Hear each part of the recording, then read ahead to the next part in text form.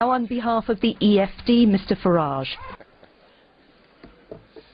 Well, good morning, Mr. Schulz. President Schulz, I know it's my job to congratulate you, but given that we knew this result 2.5 years ago, as a result of a stitch-up, there really doesn't seem to be much point. I mean, after all, nobody in Europe would ever, modern-day Europe, would ever have a big, powerful job that was decided by a full, open process. I'm sure Mr. Barroso would agree.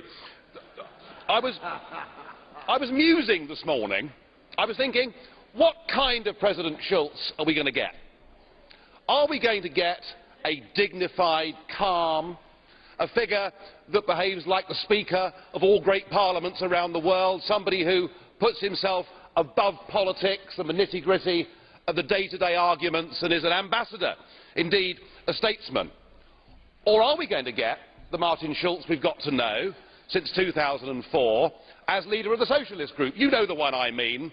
Snarling, angry, unable to control his temper, intolerant of anybody with an alternative point of view, somebody who is contemptuous when in free referendums people have the temerity to vote no, somebody who is anti-British to his fingertips and doesn't like free markets. I was wondering which one would we get. Well, your opening speech has settled that question for me, and it's pretty clear we're going to have 2.5 years of political fanaticism from the chair.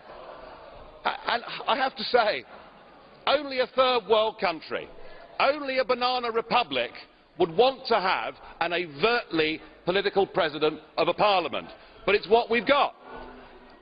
I may represent the smallest group in this parliament, Mr. Schulz, but I can tell you that it's a group whose ideas and whose views are now being echoed by a growing number of citizens right across this continent. I'm sure you'd agree. The opinion polls show it's kind of 50-50 whether people think this EU is a good thing or a bad thing.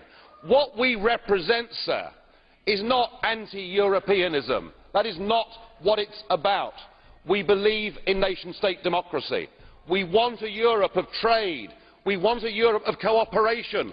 We want a Europe that is responsible. We don't want a Europe that seeks to be a global superpower. We don't want a Europe run by Mr. Barroso and the Commission and the so-called community method. And I will do my very best to provide political opposition to your presidency over the course of the next 2.5 years, and I hope you give us a fair hearing. Thank you.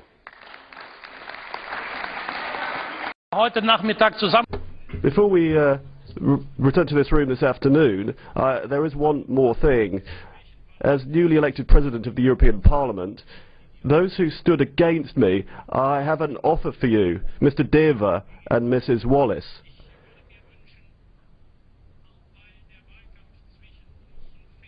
Because the campaign between us has been so fair and correct, I think that we should stay in very close contact. So it would be a pleasure for me if we could continue to work closely in future.